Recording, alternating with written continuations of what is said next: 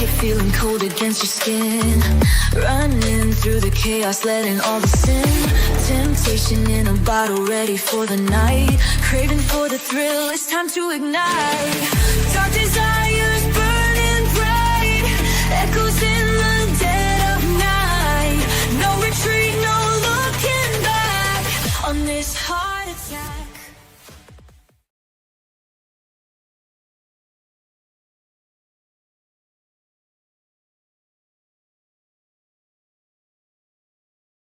Hey, ladies and gentlemen, how are you? Good to be back. What is going on with my microphone? Hey, good to be back to you all. Let me fix my microphone. Hey, glad to be here. I know it's been a couple of days. Oh, my cat is here. Hi, Muffin. What are you doing? My cat, every time I want to jump on the show and start the show, Muffin, thank you for that. Hold on, guys.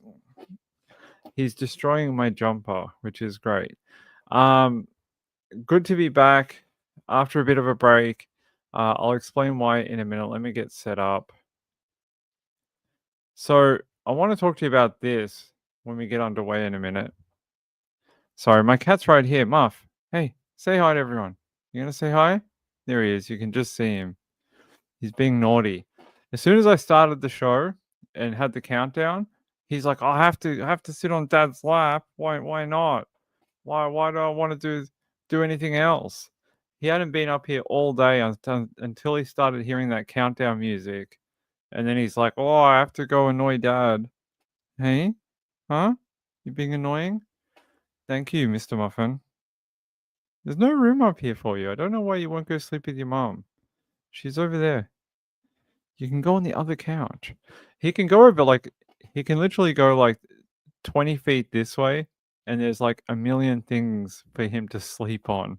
But no, he has to be here, destroying my hoodies, apparently. Good to see you all. Good to see you all. It's been a few days, and it's just been a rough few days. Mrs. Ping has been sort of up and down with her recovery. It's been a couple of very, very late nights and very early mornings, like getting woken up at about 3 a.m. So it's been sort of very up and down for the last few days. And unfortunately, I've been dealing with the after effects of that flu that I had. It's sort of like when I had COVID last time. I feel like I go to sleep at night and I wake up in the morning, and instead of being like, it's morning, let's go do true crime and work and court cases, it's like I feel like I haven't slept. I feel like I haven't slept. I have no batteries, and I just walk around like a zombie. And unfortunately, it's been affecting me for like the last week or so. It's awful, and I'm not normally like that. I'm normally like the first one up in the morning. I'm normally the one that annoys her in the morning to get up and do things. I'm like, hey, I'm up. It's 7 a.m. in the morning. I'm the morning person. She's the non-morning person. And for me to be like still moping around at like 1 o'clock in the afternoon, it doesn't make a lot of sense or normality. So there's been no shows for a few days to see if we can sort of get things back on track. And sort of today was better. So got some sleep last night. Felt a little better this morning. Yeah, it's just sort of, we'll see what happens. Hopefully it gets better. It's been awful. Let's see. Hey, good to see you. Hey, Chipmunk. Hey, Betsy. Hey, Marilyn Landis is here. Laurie's here. Nana Lana. Who else is here? Muffin, what are you doing? Oh, sorry, buddy. What are you doing? Who else is here? Texas is here. Nana Lana. Blaze Fairchild is here. Lynn Jen made it. Lynn Jen, Kathy Lynch. Carlise is here. Lynn D. Wendy R is here. Good to see you guys. Good to see you. Woman of Steel made it. Marlene is here. Maria. Good to see you all. Someone said at the top that it is my birthday this week. It is my birthday this week. It's my birthday on Friday in a couple of days, in like 2 days' time. So I'll be turning many more years older. I don't know. I'll now officially be in my 40s for real. Yeah, last year I could still say I only just turned 40. Now I'm like, I am actually in my 40s for real now. So there you go. Birthday on Friday. I think we're doing something with family, going out to dinner or something like that. All right. I want to talk to you about this because this is one of the craziest stories I think I've read about in Melbourne in a long time. On what was it? Was it Monday night? I think it was Monday night. Monday night got this sort of alert at about I think it was 3 a.m. in the morning. I got the alert for it saying that there was a massive police operation going on in Glen Waverley. Glen Waverley is not too far from Ping, about 20 minutes in this direction that you can't see. But 20 minutes in this direction is Glen Waverley. And you would have heard Glen Waverley if you're from America because it was spoken about a lot in the Patterson trial. So it's just a suburb of Melbourne. Um, so it's Glen Waverley, Mount Waverley. They're right next to each other, separate suburbs, but basically the same place. And then details started coming out. So the first details we heard that a man and woman had been killed. And I was like, okay, well, we kind of hear a lot of these type of stories. Normally the guy kills the woman and it's some sort of DV type, murder. That happens every week, unfortunately. And then we heard, well, no, this is probably not a DV type murder. And I'm going to give you some details. So the woman that was killed, she's 39 years old. Her name is Athena. And she was 5 months pregnant at the time of this murder. Her partner is a 50-year-old man, and he was also killed. But during this murder, this guy here, I'll get to him in a minute. His name is Ross Judd. He decapitated Athena's partner, took his head, and put his head on a spike in this murder. So not only killed the pregnant woman, 5 months pregnant. It was her first baby. She was 39 years old. Never thought she'd have children, and this was sort of like her miracle child. She thought that this was her, sort of miracle. Really, she thought, oh my God, I've been blessed with a child. This is going to be like my little thing to look after. And this guy, we still don't know a lot of the background for it. But her partner's name is the guy who was decapitated. His name is Andrew Gunn. He was 50.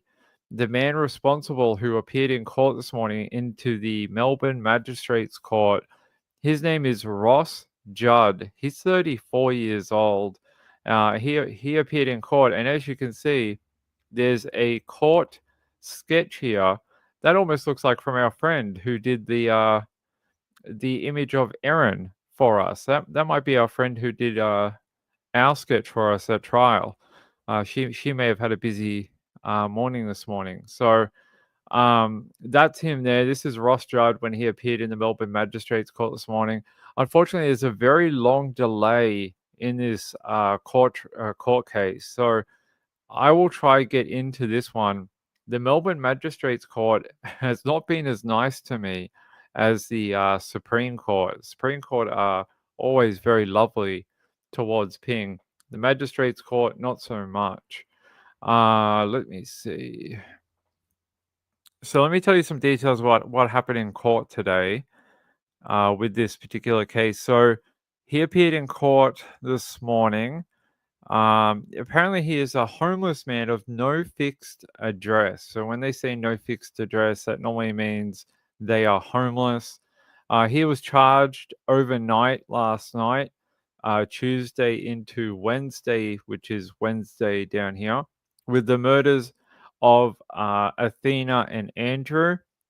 Apparently he appeared in court sporting a black t-shirt, beard, and apparently he tripped as he entered the dock for the hearing And when the custody officer asked if he was okay, he replied, "Yeah, I'm all good." Are ya, buddy? Are ya? Because you just killed two people. I would wonder if I'm okay after I just killed two people. But apparently, this is his first time in custody, and he needed physical health issues looked at by the nurse, and he may need medication in the future. They said, well, I would say that's probably a given. They say the court heard the homicide squad would need extra time to prepare the brief of evidence, given it was a complex crime scene with significant amounts of DNA evidence. I would say that is probably true, that this is a very complex crime scene. And there was a neighbor in the press today talking about how he heard noises, went to check on his neighbors, and actually saw the crime scene with the people battered and, you know, decapitated and he found a pregnant lady dead. So here's a photo of the two who were killed. That's Andrew, and that's Athena there. Oh, why am I on my own thing? Hold on, guys. There we go. So let me get you some of the previous reporting, because the previous reporting, I want to show you what he did to their home, or what they sort of allege he did to their home. Hold on. He apparently vandalized their home. At least that's what some of the news media are saying happened. And there is all this kind of graffiti. You would have seen it in our thumbnail. He did all of this kind of thing, like wrote all this type of graffiti. And I'll get you some examples of it in a minute. I'm just trying to find one of the older articles for you. All right. Give me a sec.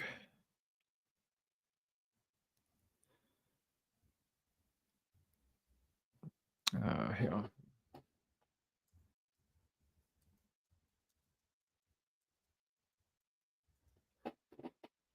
Yeah, I'll try to find you some of the it's in Mount Waverley, so if I keep saying Glen Waverley, I don't mean to. Let me see.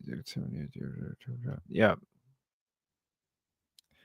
Just trying to find, there was an old report that I want to show you where you can see the back of the home with the fences. It's really bad. Yeah.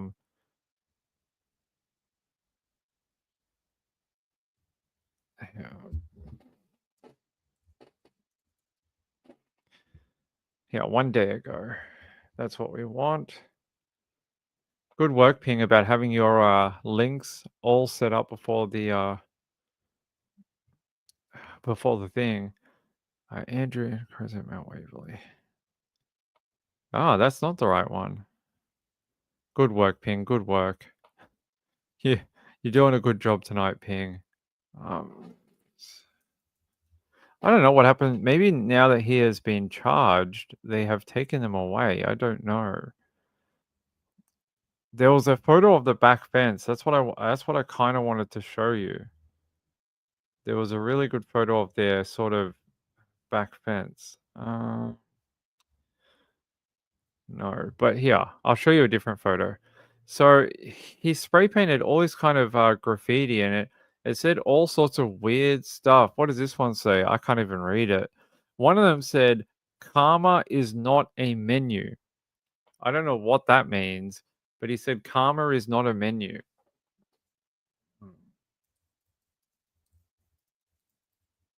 Yeah, I've never heard of karma is not a menu, but you know, it's like something like you deserve what you get served. It is one of the most horrific type murders I've heard of. Nope.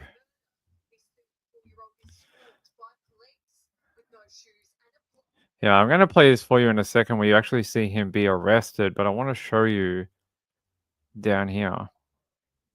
He was arrested at the train station nearby after a very short manhunt after the murders were reported in. This is him being led away down here, and you can see that. I don't know if that looks like it's you. It's a little blurry, but that looks like blood, like he's covered in blood. And this guy was at a train station in Melbourne, just walking around. I mean, that is horrific. At least I would think that looks like blood to me. It's a gruesome crime. A woman who, you know, it's very very sad. Lost her child and her own life and her partner, who while his body was, you know, really violated. Violated is the word I would like to use for this. Let me see. There was a really good image of their back fence, and now apparently, because I'm talking to you guys, I can't find it. Maybe they have taken it down for some reason. They may have taken it down, so I'm going to play you a different video here for you from Channel 9. Yeah, we go all the way to the top.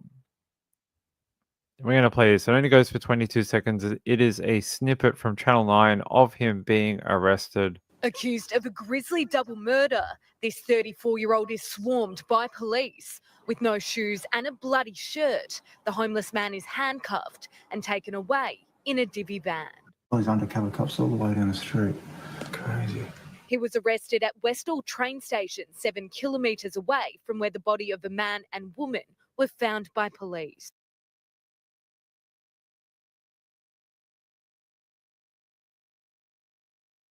In a sadistic double murder case that shocked senior police. The male victim was decapitated, with the suspect scrawling cryptic messages on the crime scene before his swift arrest. A moment of indescribable grief. A distraught mother restrained by police just metres from where her daughter and her daughter's partner were found dead. Oh my God, Daddy, she was pregnant. My mom, she was pregnant. Her 39-year-old daughter was 5 months pregnant. Both victims were stabbed to death inside this Mount Waverley home. 7 News can reveal he was decapitated. Police finding the man's head mounted on a stick. Police were called at about 9:20 in relation to a welfare check at the address based on some yelling that was heard. Heard the dog barking, lots of dogs barking. The outside of the house had been plastered with graffiti, including the words karma and betrayal. The suspect is a 37-year-old homeless man. That male was located around 1 a.m. down at the Westall railway station. The accused killer was seen an hour before at a nearby petrol station with jerry cans of petrol. It's not clear if petrol was poured at the home or if he planned to set it on fire. Our suspect is known to the address. 7 News understands somewhere around the time of the murders, the alleged killer called a contact in New South Wales. Whatever was said on that phone call alarmed the associate so much, they called police in New South Wales, who alerted Victorian authorities, which ultimately led officers here, where the suspect was waiting with 2 dogs. We'll be talking to him during the course of the day to try and ascertain what exactly has gone on here. And You hear the mum, and you hear her crying about her daughter. In complete grief, saying like she was pregnant and, it must feel like their future has been stolen from them, especially with a woman who thought that she would never have children, to finally be pregnant with a child and then to have that, have this happen. And then you go, why? Why did this need to happen? And I don't know. No answers were aired in court today. Police didn't air any of what they believe happened. Nothing like that. So it's hard to make any sense of the tragedy here. Linjen said, "What is wrong with these people?" Yeah, I don't get why it doesn't make any sense to me. Aussie Tad said, sounds very mentally unstable. I heard this already, that he may have had some mental health issues, but what is the connection to the family? Did he just go to a random home? Although I've seen some comments that said he may have known someone from that home, but hold on.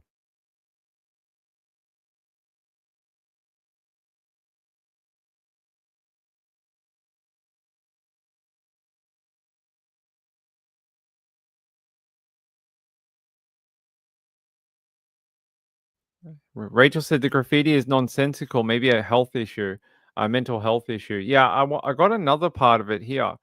Look, you guys can see I finally found the one I wanted to show you. It's bizarre. It talks about Waterloo, and so Waterloo is in Sydney, around the harbour. And it talks about the king, and also here it talks about meat is murder, and then apparently I can't make that out whether that is meat or meth, and that meth is poison. I hope it's meat is poison, not meth is poison. Could be. Some of these vegan people think meat is poison.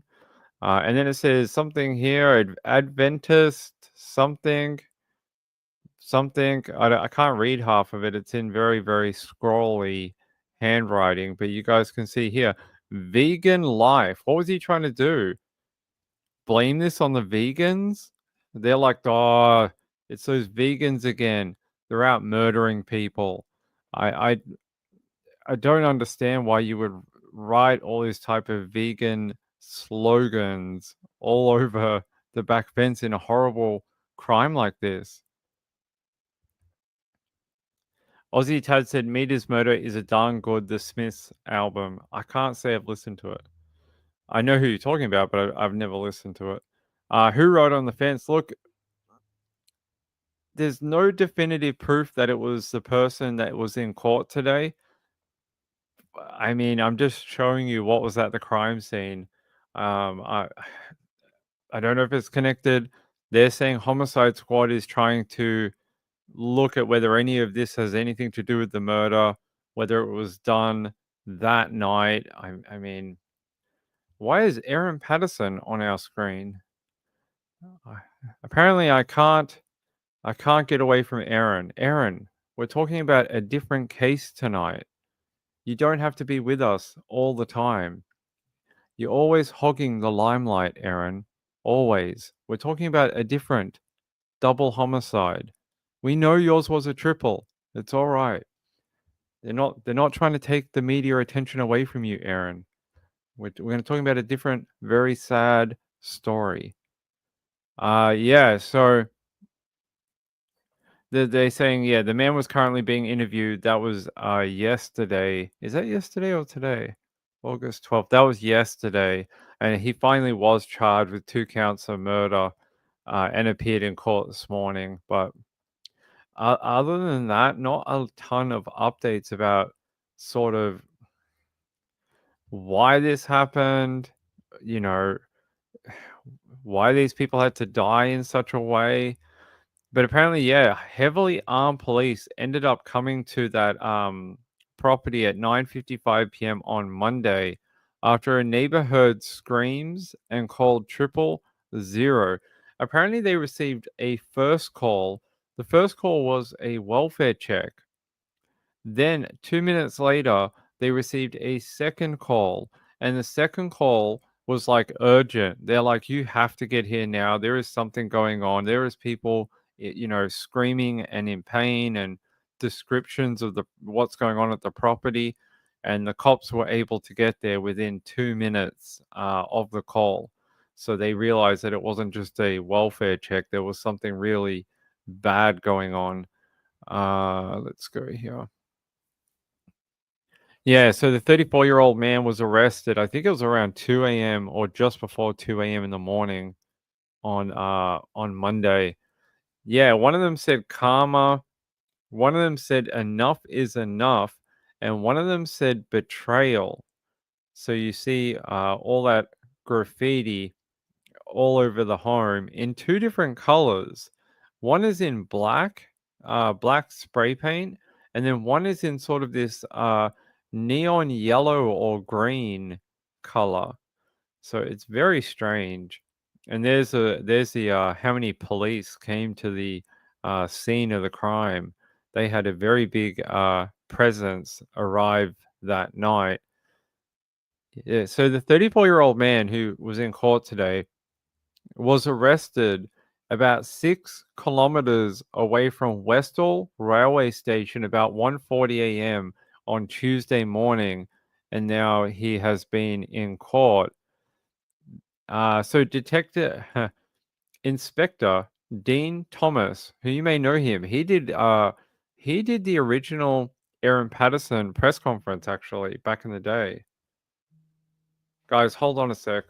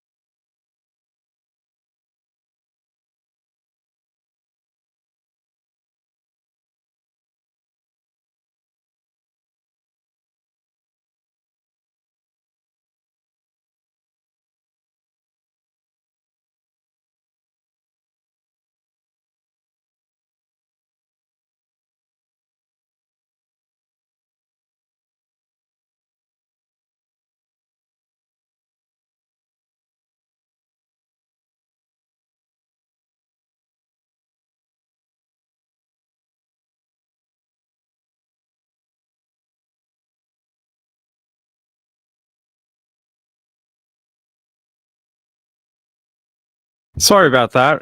Had a phone call come through. So yeah, 1 a.m. or 1:40 a.m. And you may know Detective, I think it's called Detective Inspector Dean Thomas. He did Aaron Patterson's original press conference. So back in the day, back in that like first week of the lunch that Aaron went to, he did that first press conference, and he's our sort of, he does all the press conferences for the homicide squad. So if there's ever a homicide, he's normally the one who does it. There's another woman who does it sometimes too, but mostly it is Dean. Mostly Dean you'll see on them in Victoria, especially Melbourne. Kathy said, early video call in the morning. Enjoy your sleep, my friend. Have a good night.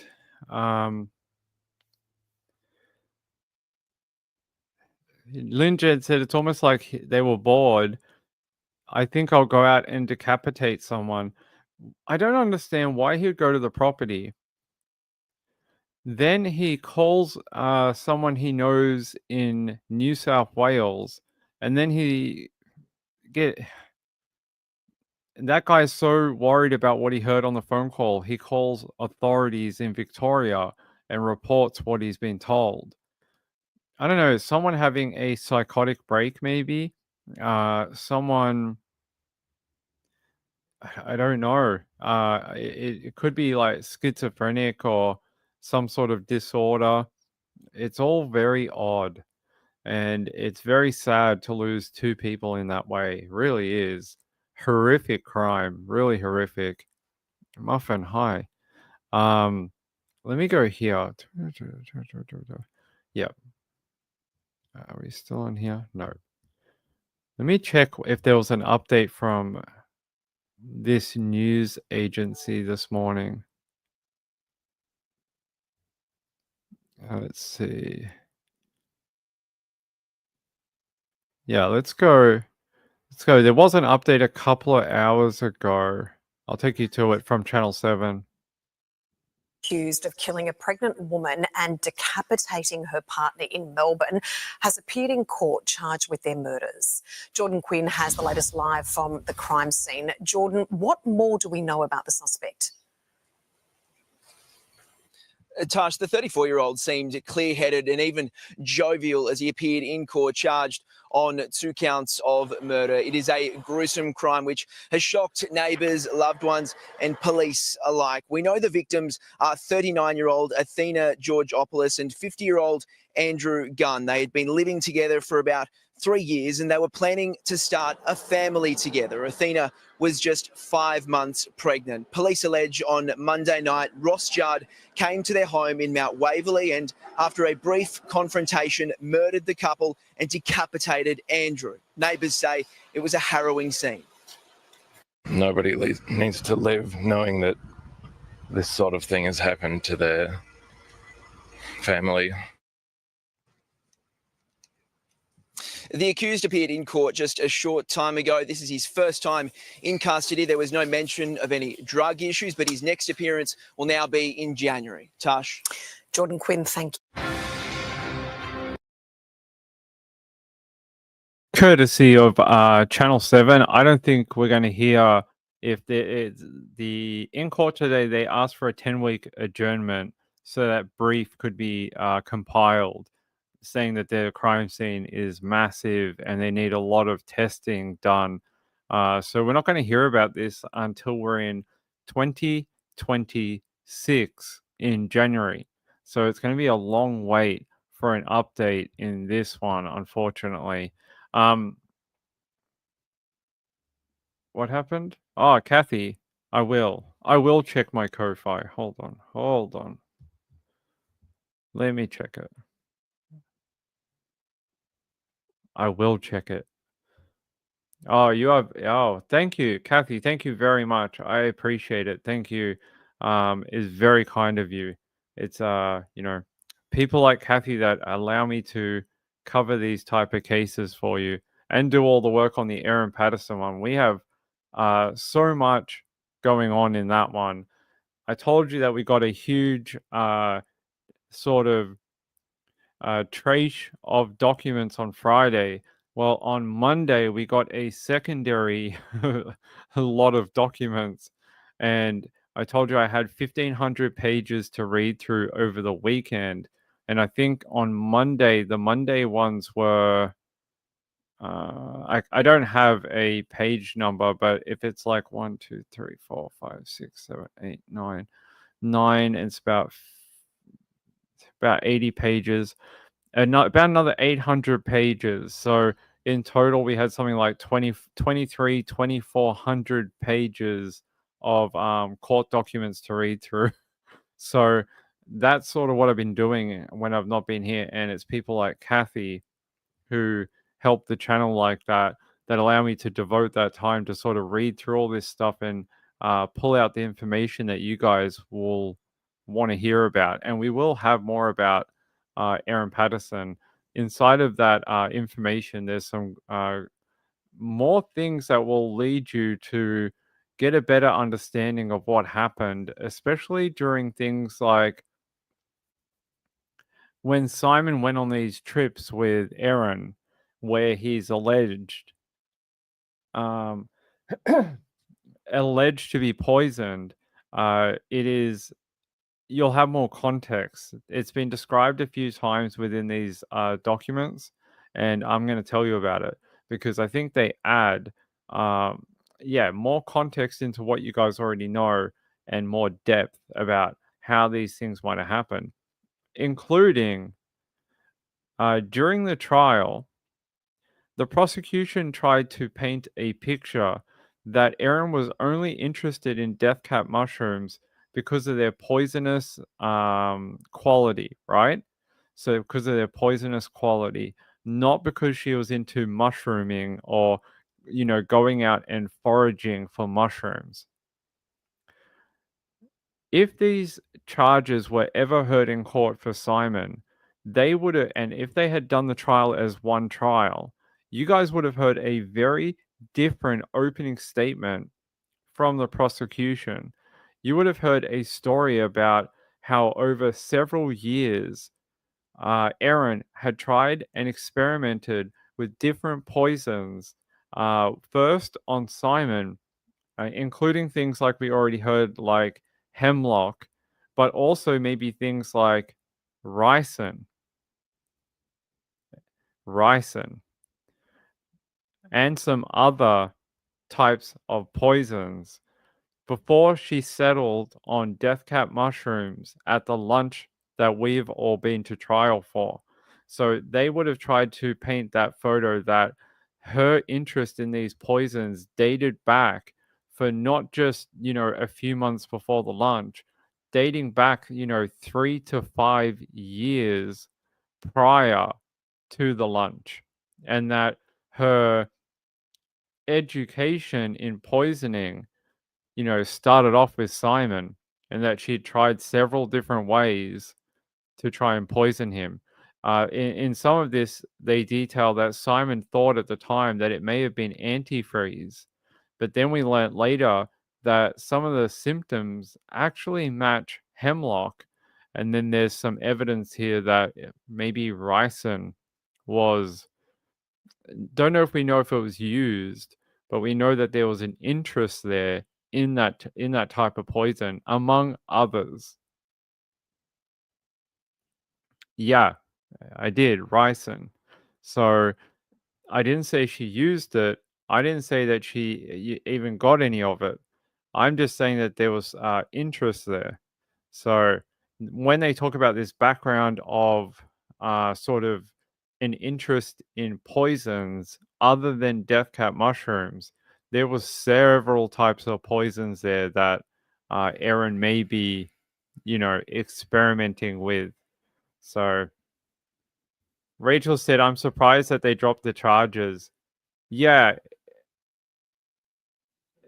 it's Joe Neal said you said anthrax. No, I don't think I did. Don't think I said anthrax. At least I don't think it is. Wendy R said she's a torturer. Yeah, I think it's an interesting point of view to look at Erin, right? When you look at Erin and her offending, at least in the lunch, and then you look at these allegations with Simon, I'm not sure you can really come to any other conclusion than while she used poison as her method, so her method was to poison people through food. I think her aim was maybe to kill people, right? But I think Wendy is right that she was more into watching people be tortured.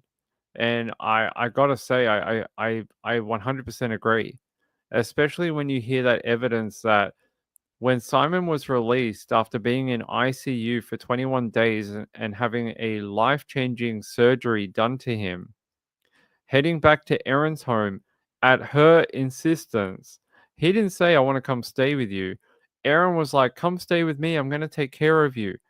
Well, that harmonious sort of, love in only lasted for a short period until Erin started getting pissed off at him for not doing enough around the home.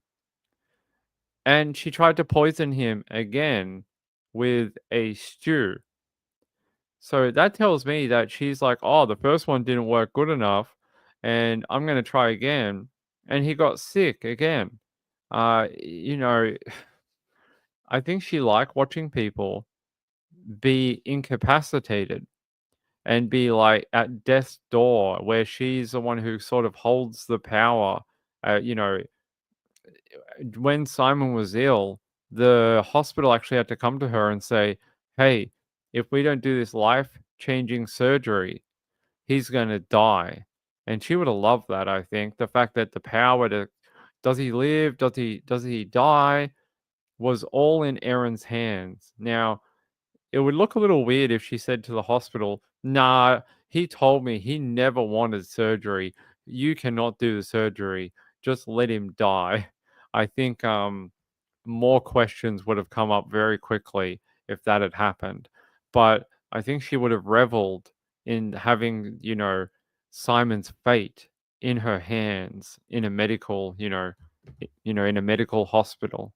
So yeah, it's really, really crazy.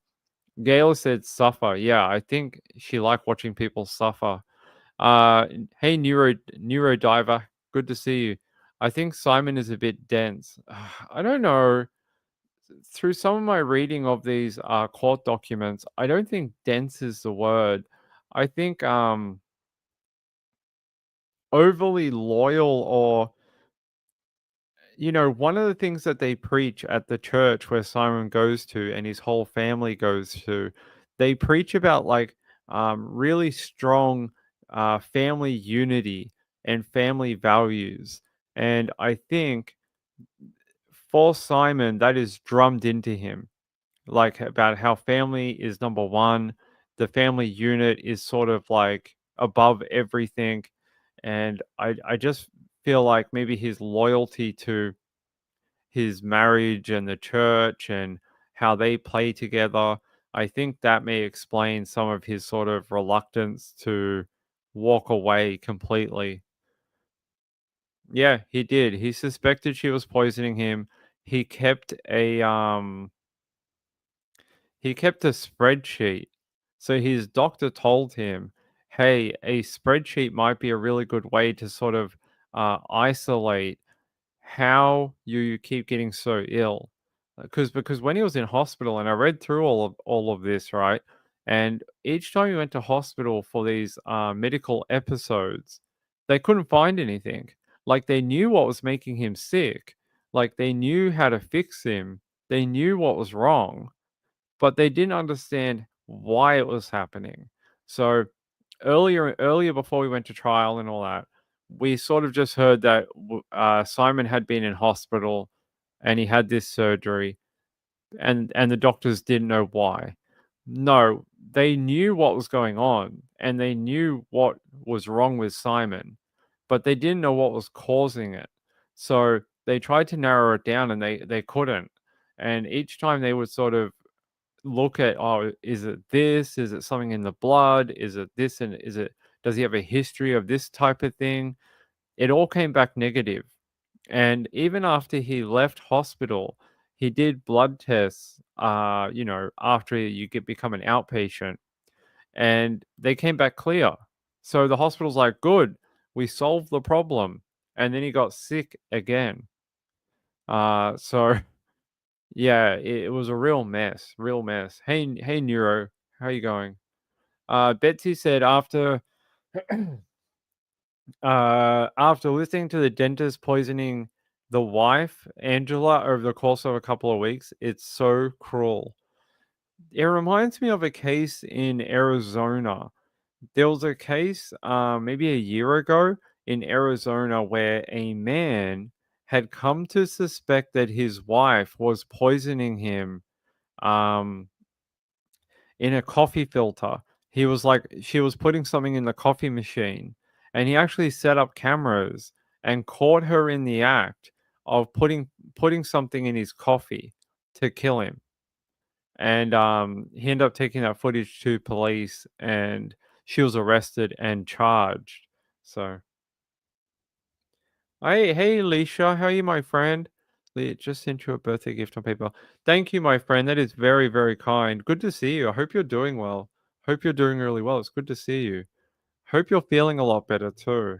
Hope you've gone back to feeling like you did over the winter. Hey, thank you, my friend. Happy birthday, Ping. Prayers for you and Mrs. Ping for good health. Thank you, my friend. Thank you for the birthday wishes. It is very kind. I appreciate it. It's very sweet of you. Mixing poop into the food? I don't know. Let me see. Someone had it. Yeah, it was bleach, right? Hold on. Let me see if I can find it for you.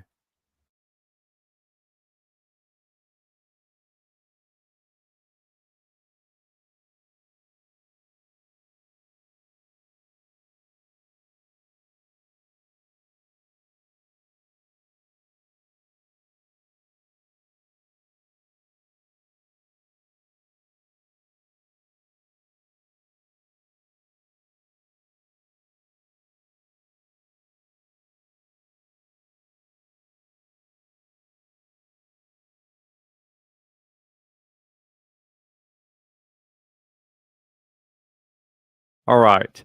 Mrs. Ping. Yeah, I'll tell her. Leisha sent a gift in for my birthday and says, good health to me and you. She says thank you. I don't know if you can hear her. Are you going to say hi today? I don't know if they can verbally hear your hand waving. I don't think they have microscopic hearing. Hello, everyone. That's it. That's all you get. That's all you get. You know, before she went to hospital, we kept getting people call saying that like they wanted us to do sort of like a couple's video about true crime. And I sat her down and I was like, well, what do you think about this idea about us sitting down and doing like, because she comes up with some pretty good ideas on true crime, right? She comes up with some good ideas. And I sort of broached the topic with her. I could make a really funny joke here, but I'm not going to. I broached the topic with her about this, doing this sort of couples true crime thing. And she was just like, nope, nope, nope, not doing it. And I was like, okay. And the joke there would have been, it would be the same as broaching your wife about doing anal. You get the same response. It's just like a flat no.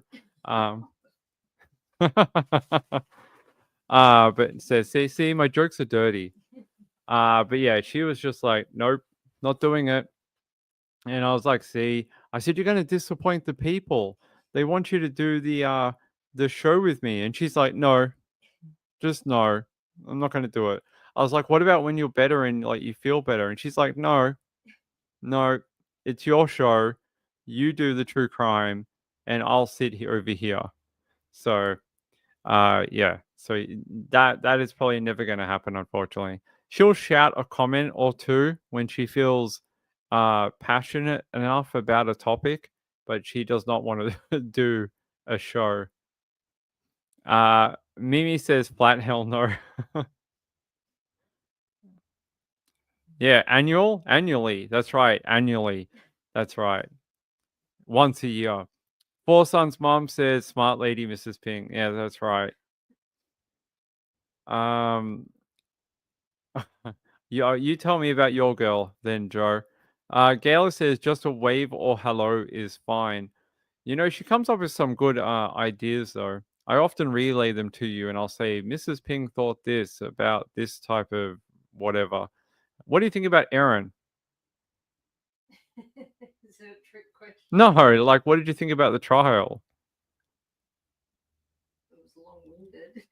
Long-winded. Yes, it was a bit repetitive as well. Yeah, it was repetitive. And it was very circumstantial. They didn't really have any groundbreaking evidence. I mean, they had a lot of things that suggested she was guilty, but no, like, there's nothing, like, not strong enough to say, yes, she definitely did it. Well, I don't know. The jury thought so. I think you mean there was like no actual smoking gun. Yeah, exactly. There's no like piece of paper where she's like, these motherfuckers are gonna die. I'm gonna kill them with poison. Well, that's it. Yeah, there was nothing like that. Yeah, that was sort of like very strange. Like before I went to trial, I really thought they had something like that. Something where they had like, I don't know, like a diary entry, something on her phone. Maybe it was on phone A. That's why we never found phone A. But there was nothing really like that where you could go, oh, that's why there you go. Erin showed her sort of intentions for it. You had to sort of build the puzzle from these very small pieces that the prosecution gave to the jury. But tying this back to the other evidence with Simon, I think if they had run the trial with the charges all together and they didn't lose the court challenge to, so they were told they had to separate the trial, right? Then there was an appeal for this too, and they lost the appeal. If this had actually gone to trial as a full set of charges, so the 3 murder charges and the 5 attempted murder charges, and they were able to tell the story from the very start with Simon, I think it would have been like that, done. We wouldn't even be guessing. If they had done it as the way they intended originally, I don't think we would have all been guessing in the final week what verdict we were going to get. We would have been in week 2 going, it's done. It would have been so much more clear to the jury what was going on, and being able to show that timeline of this offending between, year whatever 2020 to 2023. I think that would have made a very much stronger impression on intent and sort of previous sort of tries to poison people. I think it was a very hard case to just be like, so tell us about this one time at the lunch. And I think that put the prosecution in a very tricky position, where they were sort of isolated to that one event, rather than, all these other things that you've heard about. Unfortunately, they'll never be contested in court. I don't think they're ever going to charge Aaron with these extra charges at all. So all we know is the information I can tell you about it, and we'll all have to just wonder, because it's never going to be tested in a court of law. So that's what you have to do when you hear this information, right? You have to keep it as an allegation. It has never been tested. The evidence has never been tested in front of a jury, so it's an allegation. We don't know if it's true. A jury or a judge hasn't determined. So Khaleesa said, when my son was little, he called those jackhammer farts. What are you talking about?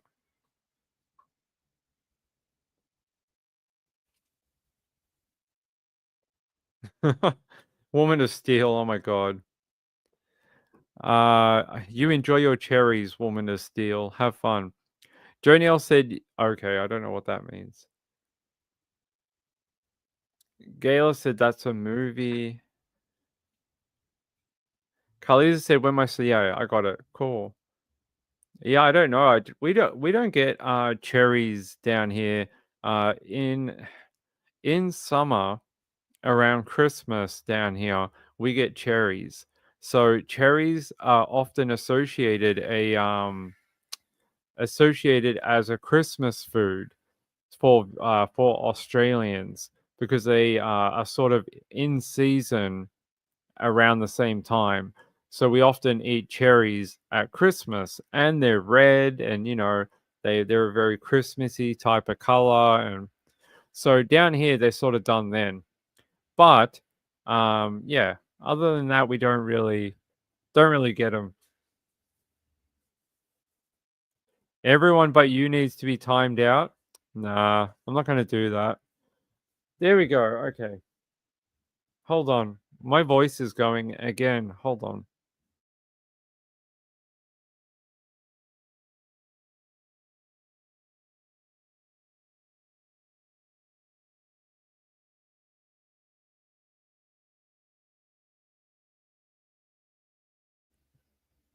Joe Neal, it is Christmas in Australia. At the same time, it is Christmas for you. We don't celebrate it in July. We celebrate it in December. Gayla said, my old house was right next to a cherry orchard. Interesting. You would have been the greatest thief in the night. Rachel said, for me, all the lies Erin told me made her look guilty. For me personally, it was when she was on the witness box, or whatever you want to call it, testifying, and she couldn't give any details to anyone. When the defense was asking her questions, it was very easy. She was like this and that, and on the 25th I did this. But as soon as the prosecution asked her a hard question, she had no explanation for anything. And I think, to me, that was the turning point in the trial. Before that, it was almost not a coin flip as such. It was still very circumstantial. But when she was called to get put on the stand, it really changed everything. and I think it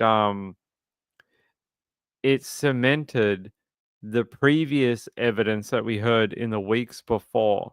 So we heard all that evidence from the medical and the family and the telecom people, like the cell tower evidence. We heard from who do we hear from? A bunch of people, but I think it gelled with that evidence, and you were able to see her up close doing what we all thought she was doing, which was lying. And I think it gave the jury a very easy look at Erin lying to them, lying on the witness box or the stand when she's under oath to tell the truth. And instead of telling the truth, she was like, I don't have a memory of that. I can't recall. Are you sure that's the right thing you're asking me? It was very, very hard to listen to. But a couple of times, the prosecution actually almost got her. They almost got her. They were pressuring on a couple of questions, and I don't know why they backed off, but I felt like they almost got Erin to crack. You could hear her voice tremble, and it was like, oh, they almost got her. Like it's almost like they made her break on the witness stand, but it didn't happen. But it was very close. You saw you heard her voice kind of waver a few times when they were sort of really sort of trying to tie her down on facts and dates and when did this happen and why can't you answer this, and yeah, almost got her a couple of times. Danny said Erin just seems extremely cold. Well, you look at that video, the police interview that I played for you.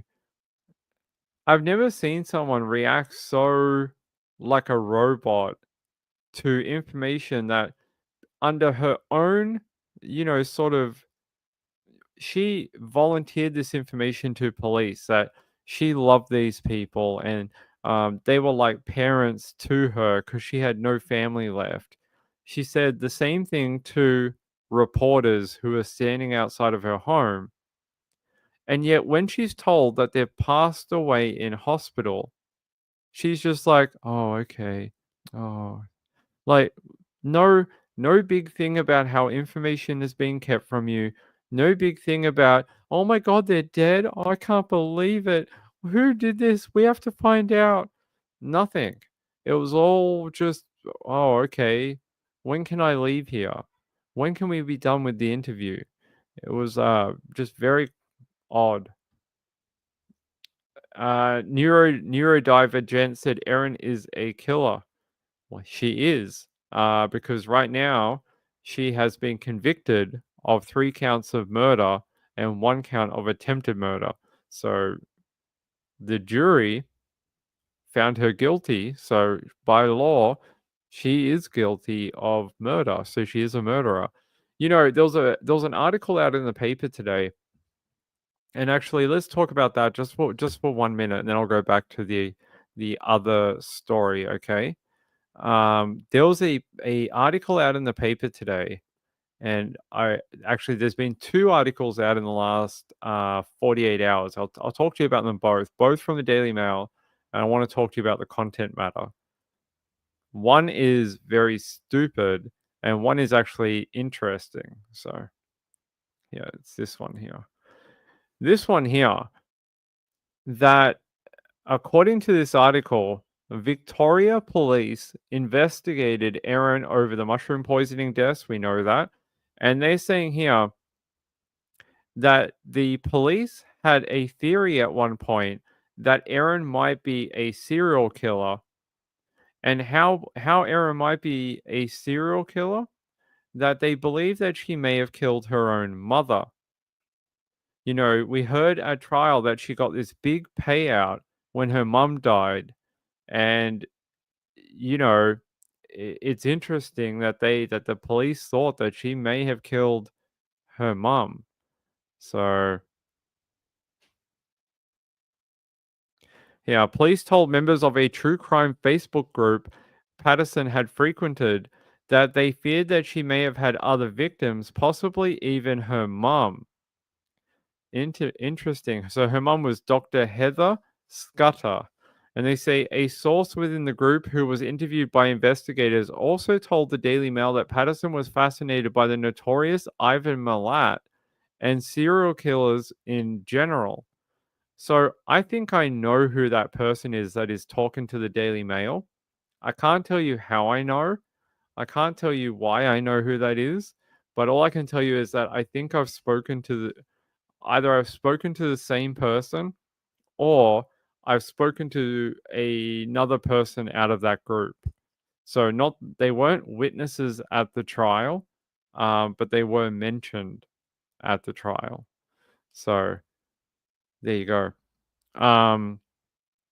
Yeah, so this article came out and they were saying that Victoria police thought that Erin might have more victims. So yeah. So here's a message from Erin here saying, "Oh yeah, she says that she hates horror movies, but that I'll watch serial killer docos." So she was big into true crime, very big. And she said here, "I read the best book of his crimes called Sins of the Brother. Convinced me that one of his brothers helped him with some of the murders." And she's talking about Ivan Milat here. So Ivan Milat was a well-known serial killer, often called the backpacker killer. So there you go. Hey, Moonlight View, how are you? Woman of Steel said it's very different with dogs. Danny said she didn't learn anything. Doesn't seem so. She she was so into true crime, but didn't learn anything from watching any of the true crime that she did watch. I find that very interesting, actually. We all learn little things during true crime. Like we know, if you've been in true crime long enough, you know sort of what some of the forensic things they look for, DNA that they look for. What picks up certain bits of DNA. What can get rid of DNA. How to fix sort of crime scenes and things like that. But it seems Erin, not really. She didn't look at any of it. She tied herself directly to the meal. So if you were a killer, let's play the imaginary game again. Imagine you were the killer here. And you're like, I want to kill these people who are my family. Wouldn't the last thing you should do is directly involve yourself in the meal? Like she isolated herself at the meal. And what I mean by that is, well, she organized it, she called the people, she told them that they were invited, and they had the meal at her home. And she made it a very small group. You have no other person that you can blame for this at all. There's no one else. It's just you. There's no other person who helped you. No one else brought any other meals. So I don't want to give people hints on how to kill people. I think that's a bad idea. But I'll just say, if you had a situation where it was a potluck dinner and you had, I don't know, a few other people who were cooking, bringing meals or, stuff like that, at least you could sort of say, oh, it's not me. I don't know. Maybe there's some contamination or something. But when you isolate yourself at your own home and it's only you there is no one else the police can look at. No wonder the police, within a week were looking for her. I mean, it's interesting for a woman. Maybe she wanted to be caught. Maybe she always wanted to be famous in life for her sort of, maybe she wanted to be famous in life for being a murderer. Some people do. Gail said, Mrs. Ping, don't be going to a potluck dinner with Ping. Yeah, don't. Woman still said she used separate plates. That was a big clue for me. Yeah, separate plates was definitely one of the big shock moments at the trial. Kaliza said, do you think Erin got complacent because she poisoned Simon so much and got away with it each time? Or maybe she didn't mean for them to die, just get sick. No, I think she meant to kill them. I think she meant to kill them. And I can't tell you why right now. In the future, I might be able to explain, but at the moment, I cannot. But all I can tell you is that I don't think this was an accident. I don't think sort of like I think it's very difficult to difficult to semi-poison someone with death cap mushrooms. Hi, Muff.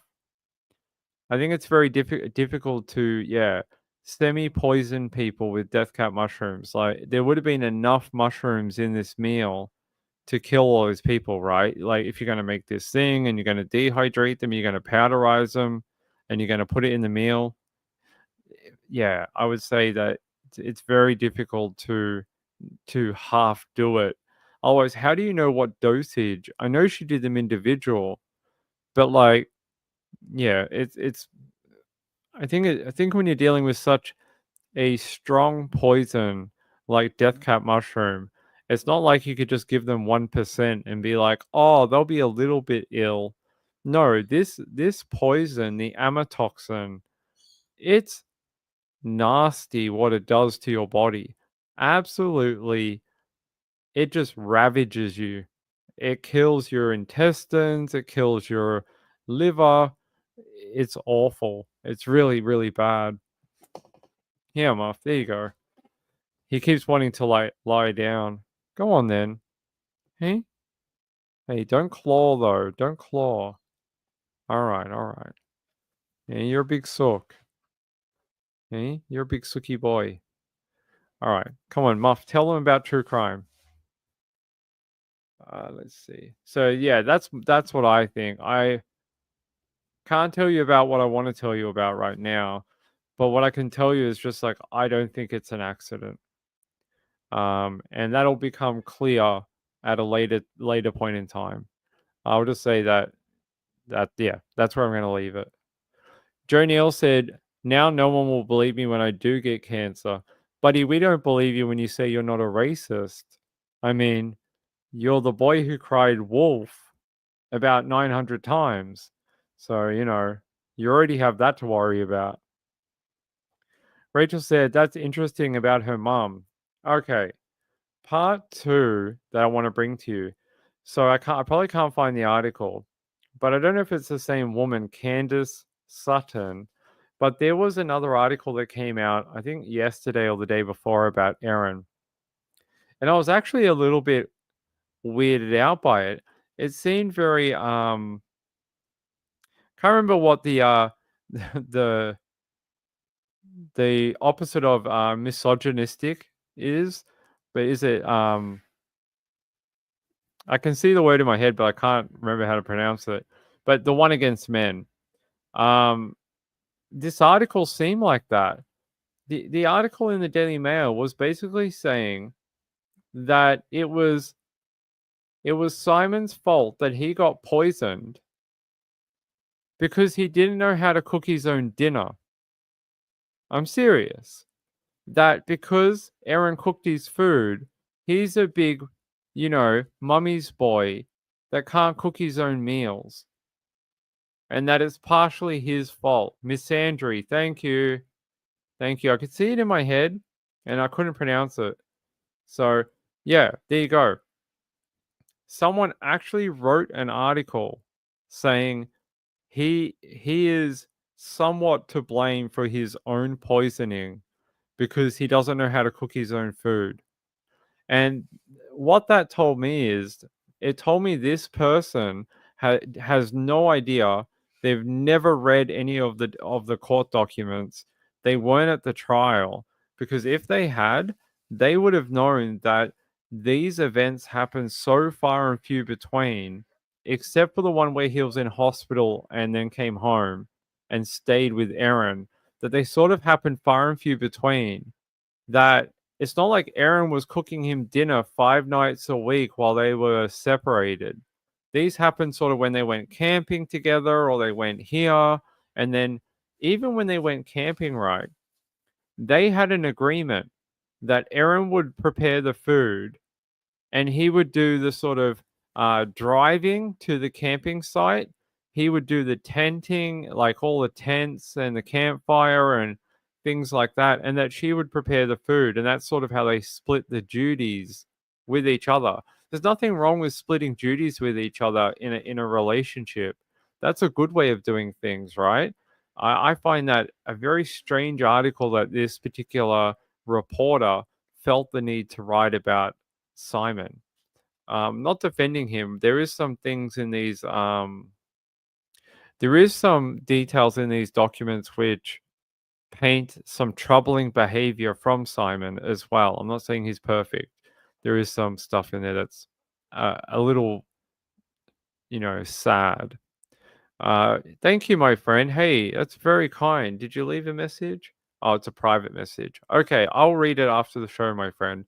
I'll say thank you, though. Thank you very much. It's very, very kind. Yeah, let me check here, actually. Okay, message is private. Okay, I can't get into it through the email, but I'll read it after the show. Thank you very much. It's very sweet of you. Good to see you, my friend. Hope you're feeling better. I hope you are feeling better too. I know that you went through that terrible period for a few months. I really hope you're on the mend now. I really do. Hey, Melissa McCurdy, how are you? Good to see you, my friend. Aussie Tad said, many men who are killed in DV, people ask, what did he do to deserve it though?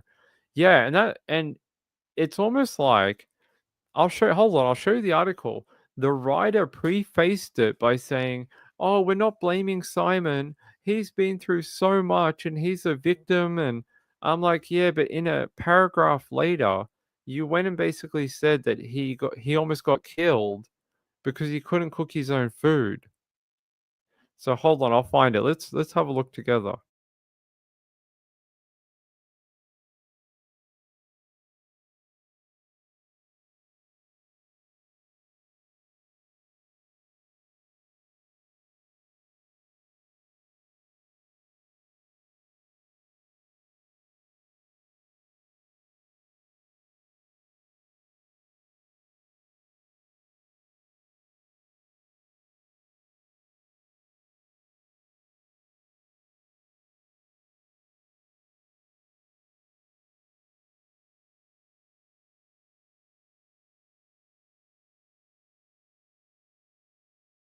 Oh, it's not a reporter.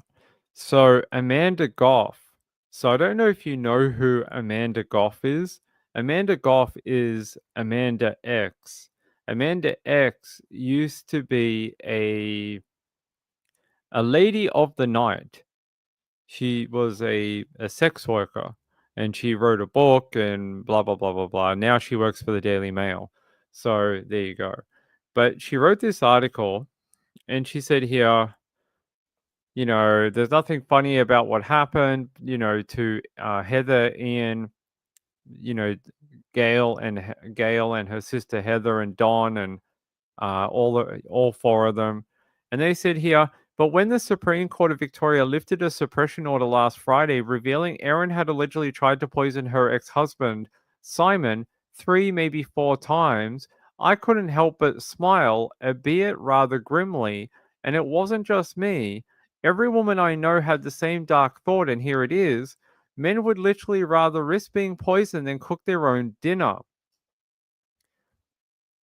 That just tells me, Amanda, that you didn't read any of the court documents because you would have known that this didn't happen in sequential order, that these happened at various stages months apart, where somehow Simon and Erin had either reconciled or taken a trip together, or he was recovering from the first time she tried to poison him, and then he was recovering at her home at her insistence, not his. He didn't say, I want to go stay with Erin. She said it. She said, I want you to come stay with me so I can tend to you in your recovery. And then she tried to poison him again. So your thought about this right here that says men would literally rather risk being poisoned than cook their own dinner. I'm speaking from a man who mostly cooks his own food and cooks a lot of her food too. That is a very old stereotype, that there's a lot of men that can cook, including her sister, her husband. He does all the cooking. Her sister can't cook, and her husband does all the cooking, and he's a pretty good cook. And most of the famous chefs in the world are men. So this is a very outdated stereotype, and it's almost victim blaming, or it basically is. It's basically saying that it's Simon's fault because he doesn't want to make a meal. And if you read through a lot of the events where these poisonings occurred, it wasn't like that. It's not like Aaron and Simon were sitting down for their Thursday night meal when when Aaron came home from work and Simon came in the door at 7 o'clock, and they sit down to eat the meal with their children. No, no, no, no. These all happen on sort of like special events where they were either camping, um, they had some event somewhere, they'd gone out and done something together. The children and Aaron made these cookies for Simon when they were going away. It was all these different types of special events, and um, you know, it just tells me that Amanda read none of the information available to the press. That's all. Joe Neal said taking the piss. It is sort of taking the piss. Yeah.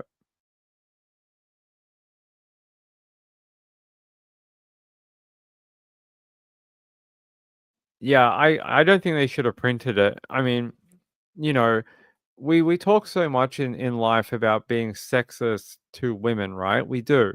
And I think there's been a big movement in trying to be less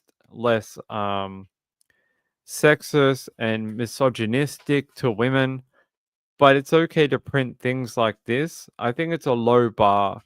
It is. It's a low bar of journalism, and there's many other facets in. Let me tell you, 1, 2, 3, 4, 5, 6. I probably got here. Yeah, let me see. What does this say? I probably got here over 5,000 pages of different court stuff related to Aaron Patterson that you could have picked out something to write an article about. Any little bit from all of this information that was lifted by the suppression order on Friday. Anything but this. But hey, you wanted people to talk about it. You got it, I guess. But it says more about you than it does about anyone else. Rachel said, exactly. My hubby helps a lot and helps me with most of the meals. That stuff drives me nuts. I know, right? Warner still said, my husband is a great cook. Gail said, I'm sorry, but they shouldn't have printed that. It's pretty slack. I'd be surprised if the Daily Mail was going to be first in line to getting Simon's interview shortly. So Ozzy said, imagine they said it about a female victim, so she would rather stay with someone who's going to kill her than just take off. Imagine someone did, yeah, Ozzy, imagine someone did that about Hannah Maguire and said, oh, she was so love struck and, blah, blah, blah. She only stayed with Lachlan because, she's an immature young girl who didn't know how to stand up for us. All sorts of things you could come up with, right? Which is not true. Hannah was a very strong young lady who actually left Lachlan with the support of her parents and did everything that any kind of DV advocate would tell you to do to try and leave. But Lachlan's manipulation was so strong that she went back one last time, and that is when he killed her. But yeah, you could have done it about the Hannah Maguire case, and I mean, there would have been outrage. there'd be marches. The Women's Liberal Rights of Victoria group, funded by Neo-Feminist Action Worldwide, something. They'd be like 40,000 people in Melbourne, and they'd be like getting the reporter fired. But you say it about a guy, and it seems to be that's fine.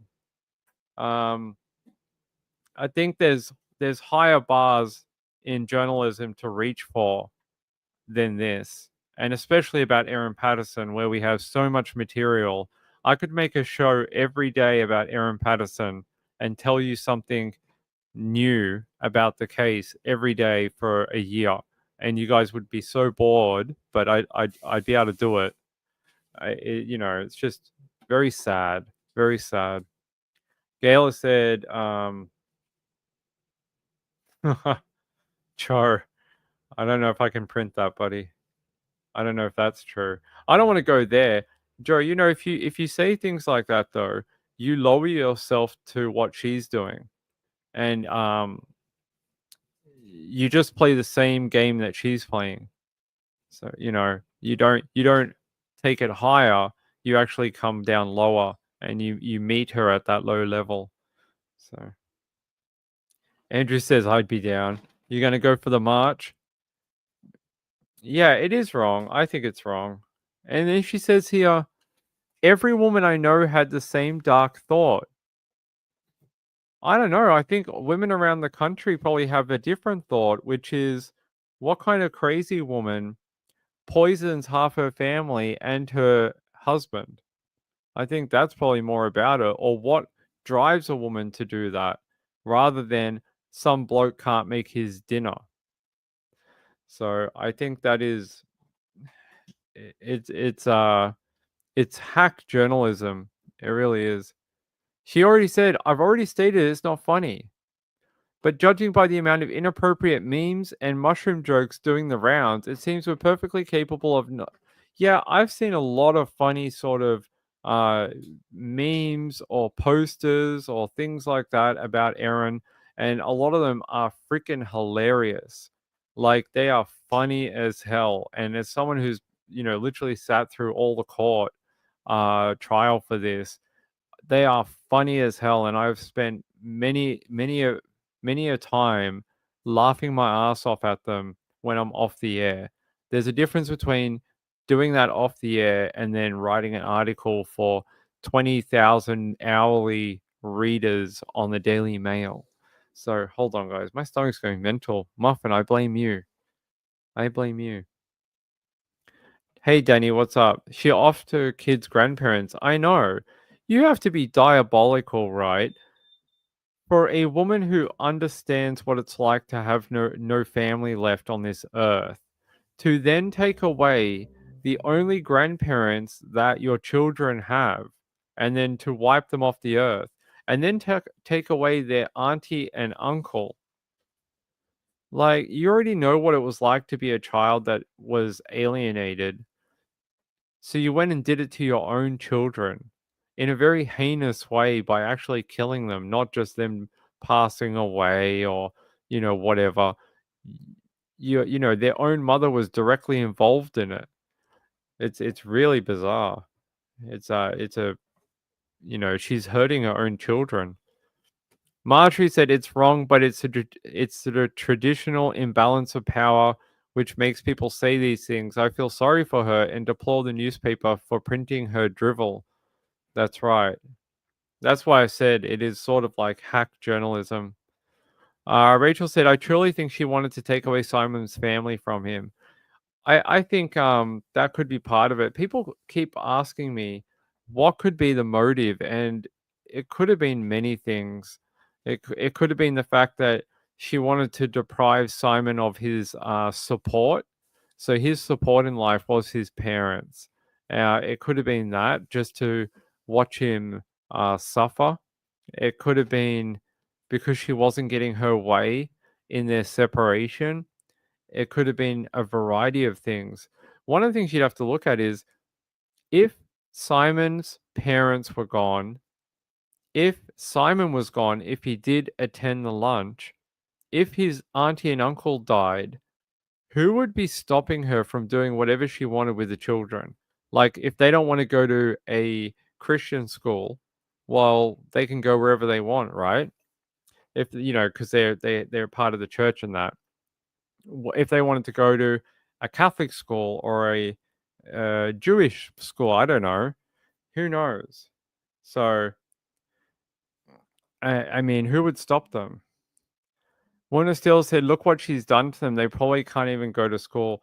I don't know. I don't even know where they go to school. So hopefully they're somewhere isolated where maybe the I don't know, maybe the community doesn't know about it. Hopefully. Zen said, "Hi Gayla, hi everyone. Hi, good to see you all." Hey Zen, good to see you, my friend. It's great to have you. Kaliza said, "Erin seemed very jealous and needy." Yeah, I don't know. It's almost like she didn't want to be with Simon though. Almost like she didn't want anything to do with him. So I don't know. Needy of Simon's attention, maybe, but maybe not as a lover. Maybe just more that she wanted his sole focus to be on her and the children. That would make a lot of sense because, she says in these messages, "Oh, Simon's not replying to my, about the school fees and the whatever else money they're fighting over." So could have been that. Danny said, "No such community. We are talking about it in the US." Oh, poor kids, man. Aussie Tad said they're going to a good school. Everyone knows about it, but I'm sure the staff have absolutely made sure the kids are protected. I hope so. Those children deserve nothing but to be left alone. They deserve nothing but to be left alone, and for people to let them have as much of a normal life as possible. I fully believe that they are innocent victims in all of this, and the media, or at least I tried to work very hard to minimize any facts about them, any sort of anything about them, anything like, there was things we were allowed to talk about that I just didn't. I was like, nope, not going to do it. Even though we were allowed to, it wasn't something we were told not to do. I was just like, nope. What if they wanted to do X, Y, and Z? What if they wanted to go to X, Y, and Z? What if they wanted to, you know, do something or whatever? I was just like, someone may be able to figure it out. So I was like, I'm just not going to talk about it at all, because I believe they should have a chance to be to have as normal of a life as possible after all of this, even though I know that'll be very difficult. Zen said, "I totally agree with you, Ping, that she wanted Simon's attention solely on her and the children. I think that is true. I think when he wasn't paying her like sole attention, like when she was like, I want to talk about this, I want to talk about the tax thing, I want to talk about the childcare, not childcare, like the child money, like what do they call it? Like the money that Simon had to pay for the children. I want to talk about fees that, I want to go halves on with you, Simon. And when he wouldn't buy into her arguments and sort of fights and things like that, he just shut down and walked away. That's what sent her over the edge, I think, is that he wouldn't engage with her. So you often see, if you watch those text messages, he just won't engage. You'll hear her say, like, Simon's not talking to me about it. And even his own father's like, well, he doesn't talk to us about it either. And you can see that just drives her up the wall, that she's not getting the engagement that she wants from him. So that may have been a motive too, that she felt that Simon was basically stonewalling her throughout the entire thing. When she did not get her way and he didn't like what she had to talk about, he just shut down. and was like, nope, and just cut her out, basically. So, woman has still said Aaron probably nagged him incessantly. I reckon that's probably true. When you look at the messages, look how mental she is going about a very small issue, about an issue that could be easily sorted out if you just talk calmly between a couple of people.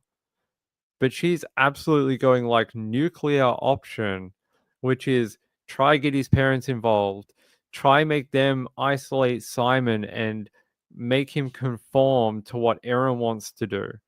And yeah, no wonder he just left. So when they reconciled a couple of times, it was him who left, not her.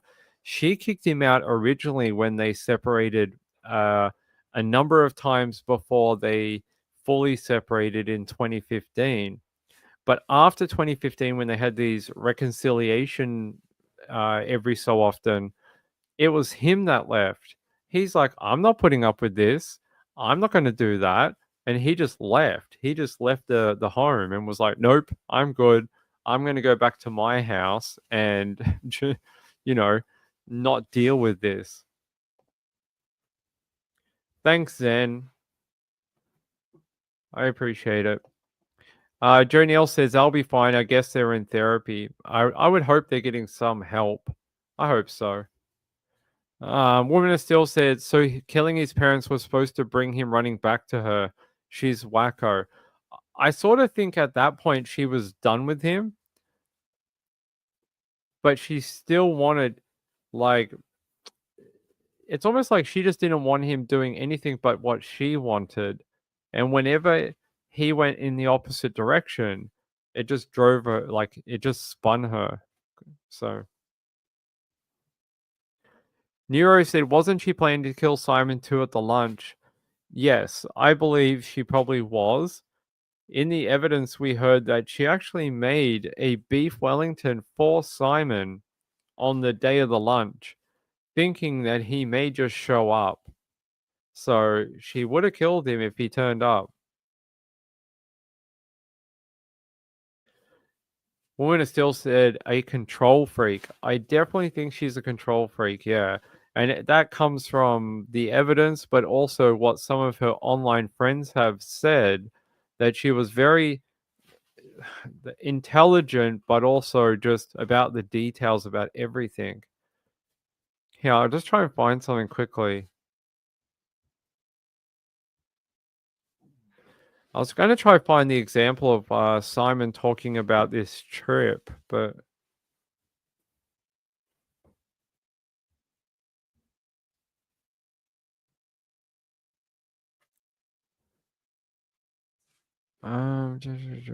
just trying to, sorry, give me a second.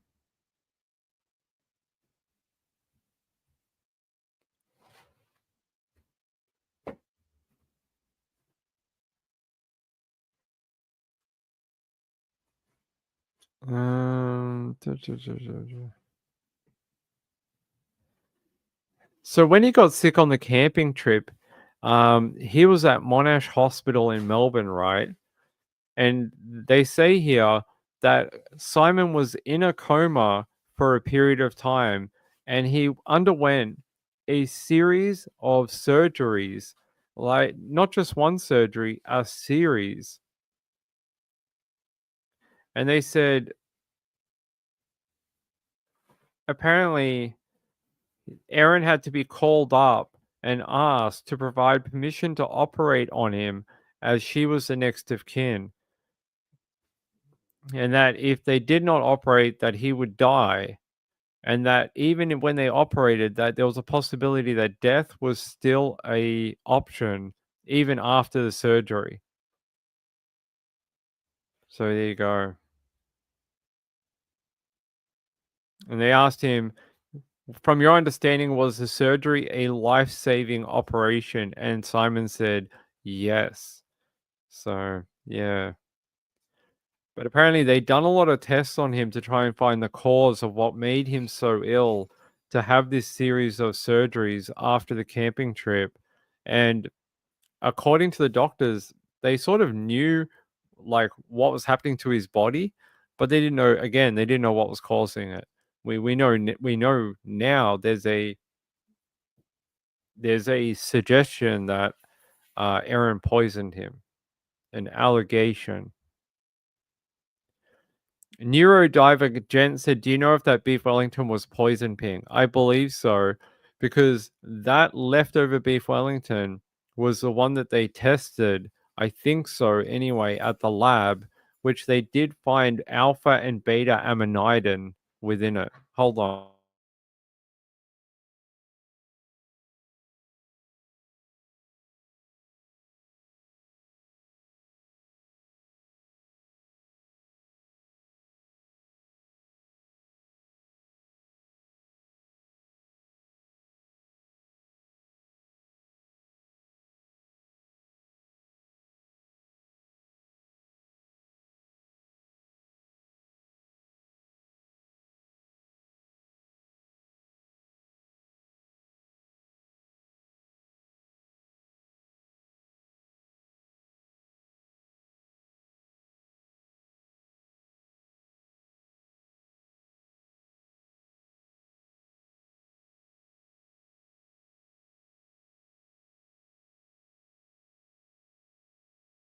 Sorry about that. Mrs. Ping needed some help.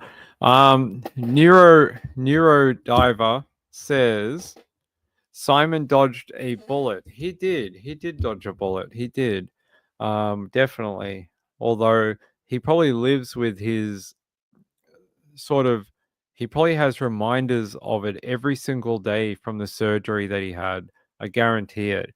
His life not only is devastating for losing his parents and his auntie and uncle, having to go through a worldwide sensation of a trial, but also he has the physical scars of what happened to him too. So it's not like he just had the one thing, like a murder take place. He's also got the things that happened to personally to him. He's got all three. He's got, he's got the Connect Four of all of it. And then he's got two children that he has to look after and make sure they are okay too. So yeah, he's got a lot.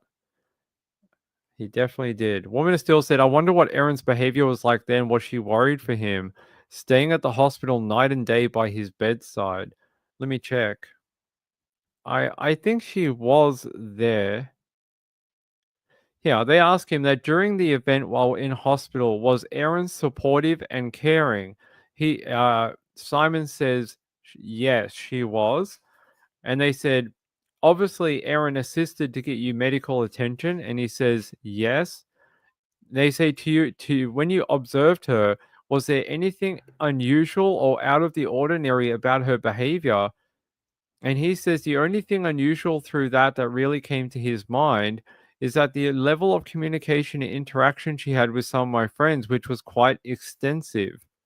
So he says it was a bit unusual that she was talking so much to his friends when he was in hospital. I don't know. It doesn't give me any context other than that. Just saying that. And it says here that while he was in hospital, Aaron, during that time, had been coordinating visits and updating family and friends on his condition. And that apparently she also cleaned his home while he was away and had organized someone to do his garden as well and paid the bills on his home. Apparently, she also serviced his vehicle for him. It's interesting. So she went to all that effort. Do you think it is a guilt? So after seeing him in hospital, do you think she felt guilty for what she put him through, that she did all these things for him? Or do you think it was an act to look like the loyal wife, to look like, the loving partner? Because yeah, to do all these things, what was it? Serviced his vehicle, paid all of his bills, organized gardening while he was in hospital, and she cleaned his home as well. Yeah, it is very control, isn't it? Almost like she got access to his property when he wasn't there. you know, so she could have a look.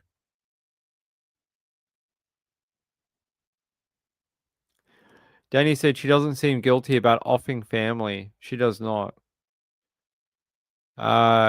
Jen says Paul Simon would need to check the car brakes. I know, right? Aussie Tad said no, she wanted to be in control too. It definitely seems like control. She did she did everything. She paid all his bills. She serviced his vehicle. She coordinated with family and friends, and you know, gave people updates and stuff.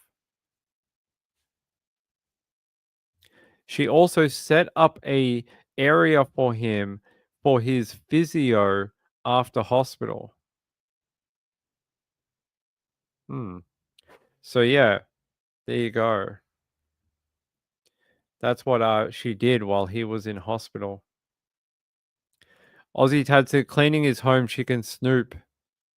Access to his money, friends, and the home. Yeah, that is even he said he found it strange that she was talking to his friends while he was in hospital. So, I mean, if he found that a little odd, then I believe him. Gayla said I would have looked for cameras. I would have looked for cameras as well. Hold on, guys. Yeah, I definitely would have looked for cameras, and I would have checked the car brakes like what everyone else is talking about too. Una still said control is her main drive. And you might be right. When you look at their relationship, what was going on at the time?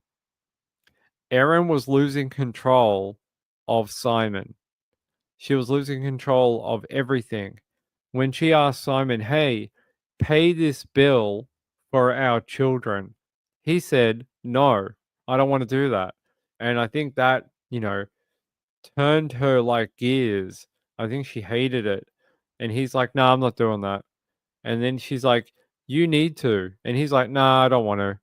And I think it probably drove her up the wall. Joniel said, I don't know what they were doing. I don't know if he was I don't know what he was. I had a very dirty saying that I was going to say for him and Aaron, but I'm a good boy. I'm not going to say that. Gayla said, yeah, I do. I think by that point, I don't know. It's hard to know. On one hand, Simon's like, I always believed reconciliation was going to happen. And then on another hand, he was like, oh, I didn't want anything to do with her. So I don't know. It's hard to know. Warner still said, did he pay her child support? So he did.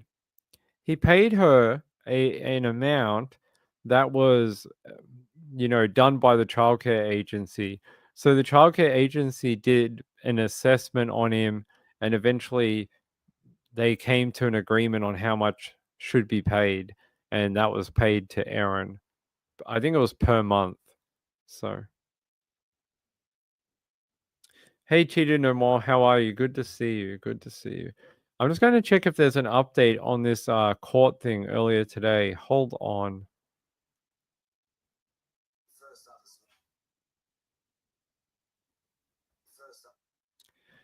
News update. I just want to see if they did update after that guy went to court.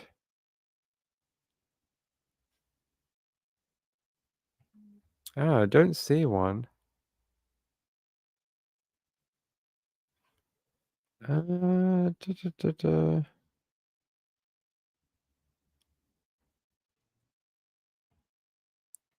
don't. Yeah, I don't see one. So I don't know.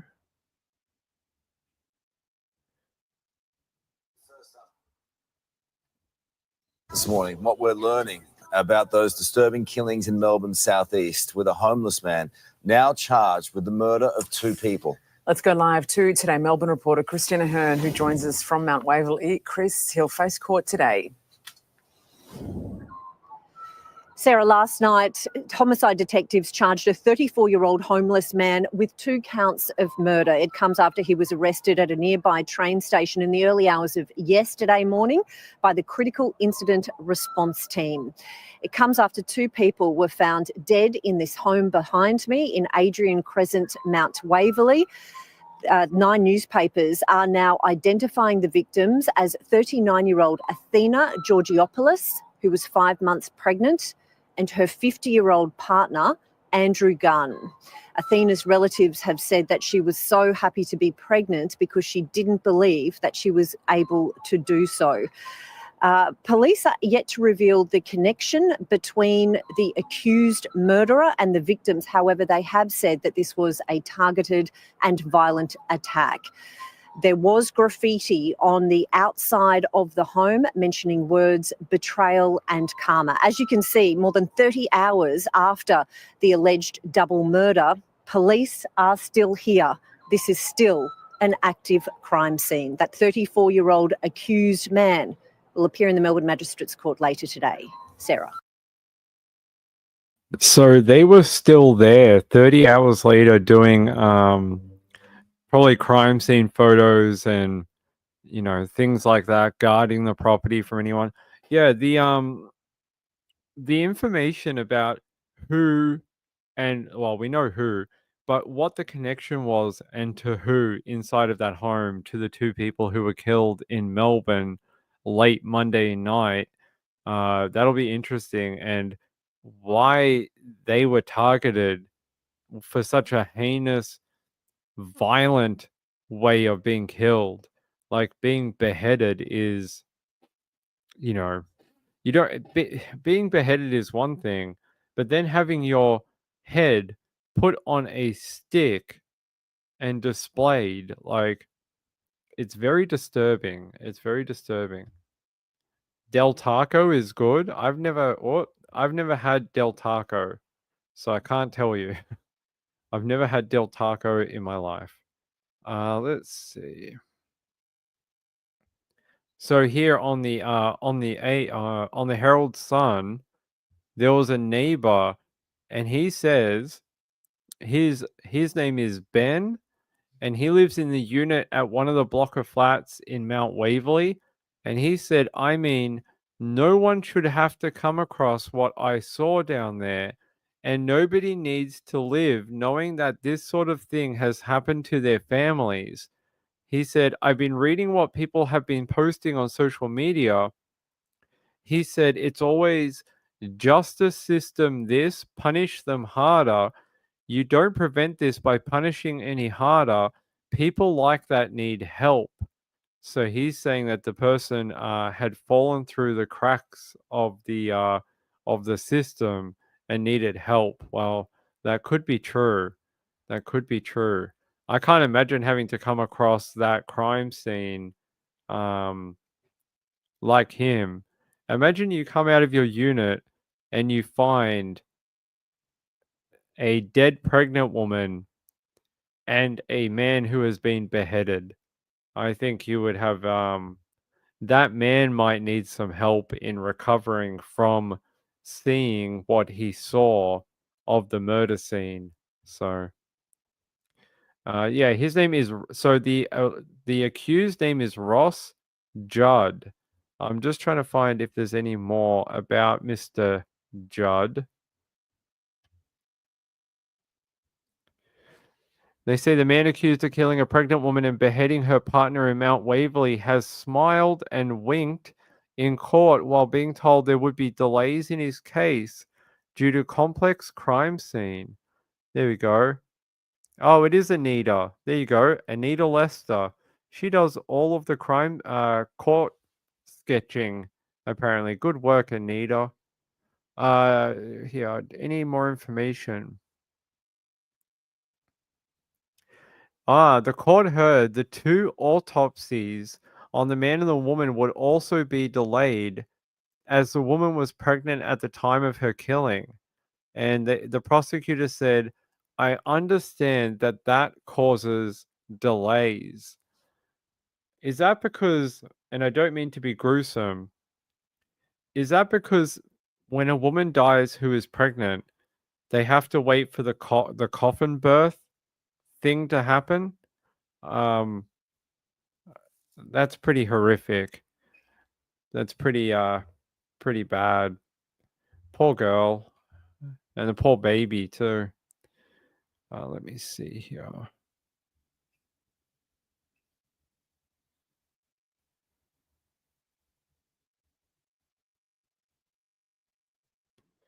What?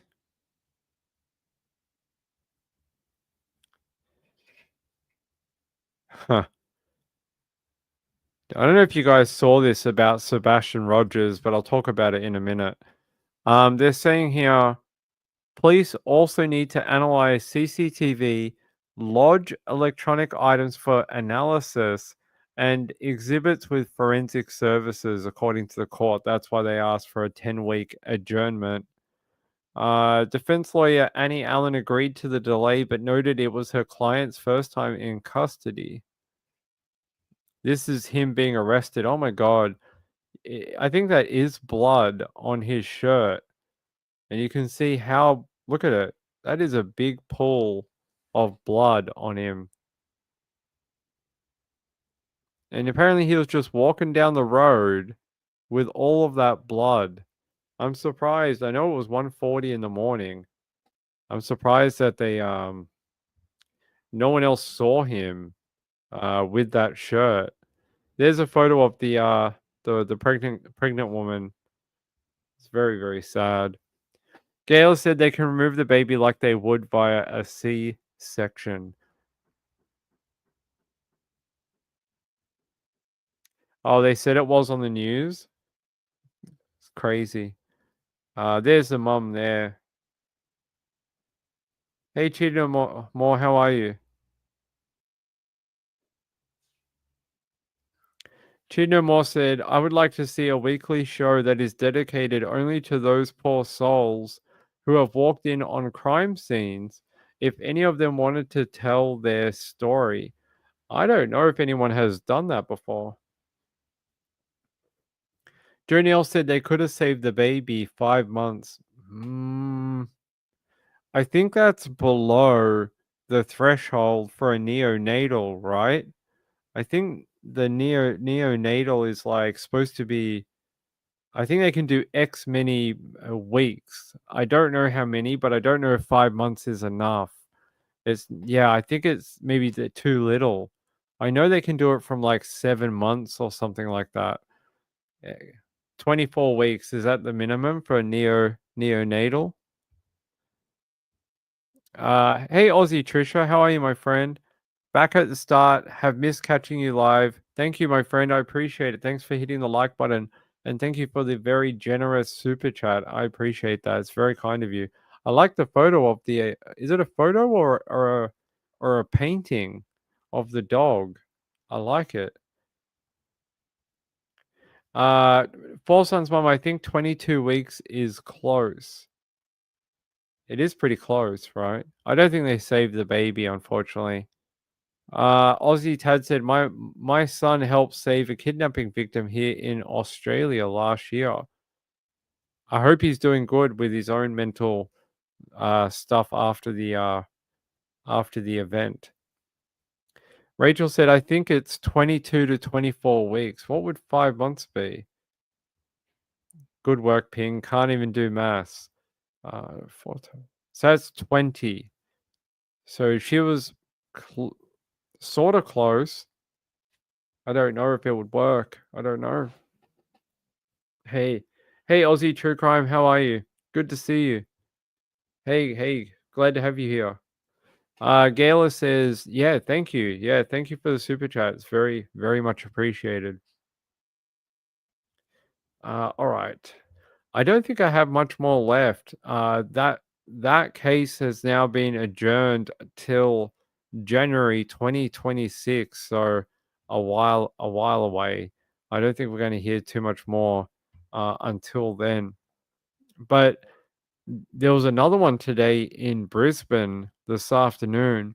Apparently, they put up a crime scene of a local man identified as Trevor Doyle, 29, and he was found dead with obvious injuries in a park in Brisbane. And you can see the crime scene that they set up here. Look at that.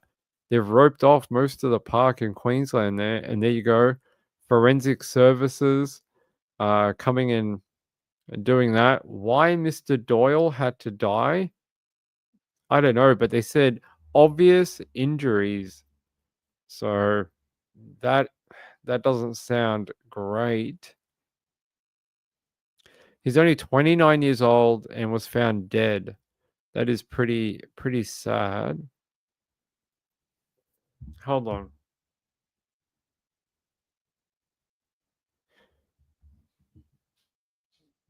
Hold on a second.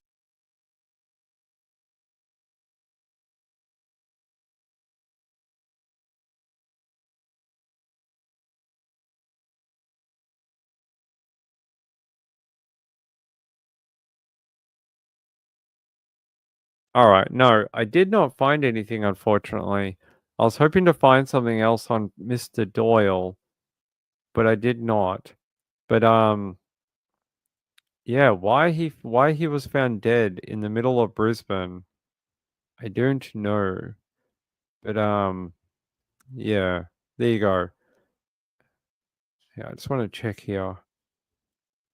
They're saying the local's death is being treated as suspicious, so it's not like one of those ones where it is self-done.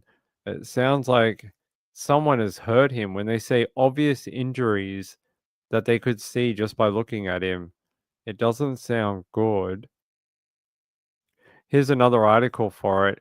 You see that police evidence van right here taking these brown bags, normally filled with evidence. The police have launched a homicide investigation into the circumstances surrounding his death.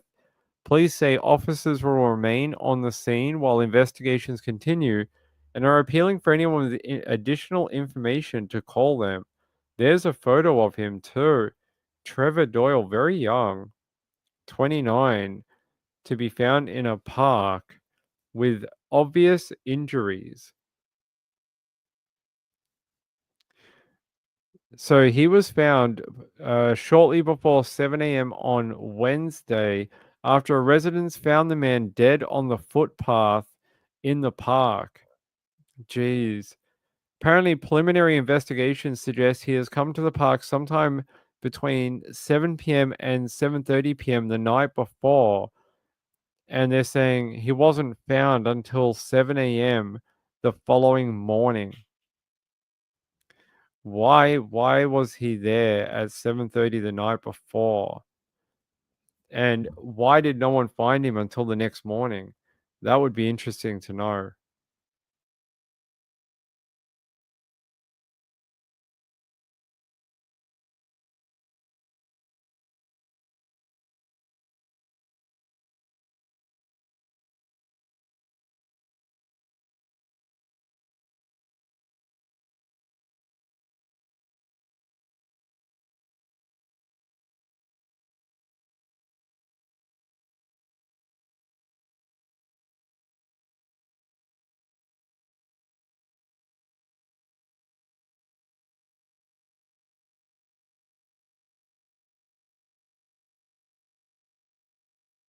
Sorry, plenty of disruptions this afternoon anyway.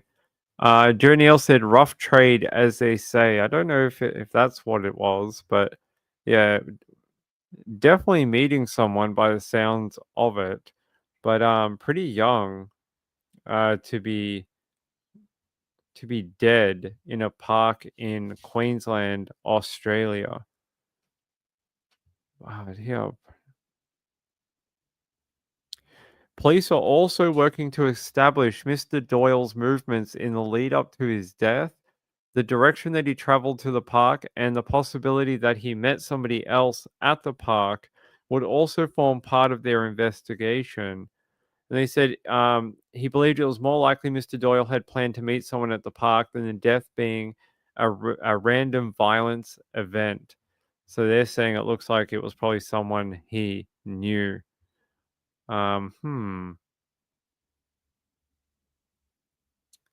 They say they don't know how long he was there for or how long he was dead for before he was found at 7 a.m.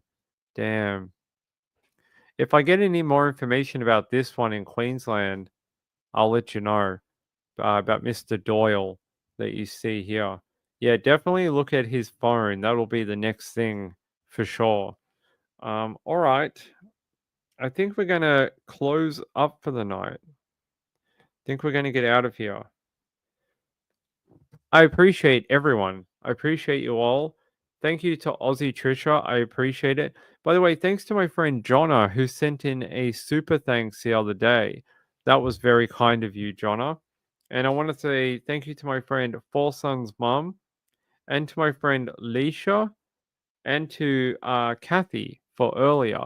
Thank you to all of you. I appreciate it. I will be back tomorrow. What are we going to talk about tomorrow? I don't know. I don't know. Maybe we'll have more information about the about that homicide in Melbourne, the double one that I just told you about. Maybe there'll be more information that comes out. Neurodiver Gent said, "Thank you, Ping, for an awesome show." You are welcome. Thank you for tuning in. Thank you, Rachel. I appreciate you.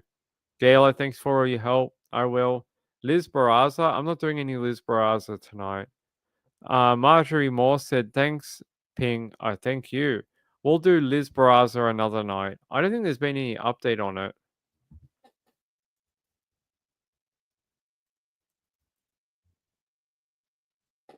I don't think there's been any Liz Barraza updates. Nah. No. Nope. Even when I search by 24-hour, there's nothing. Yeah.